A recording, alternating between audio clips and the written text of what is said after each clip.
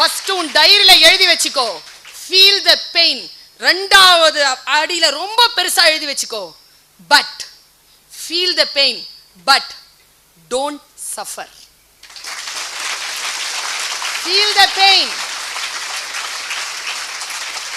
No suffering. Suffer ஆகாத. Suffer ஆனேன்னு வச்சுக்கயே ஜெயிக்கவே முடியாது.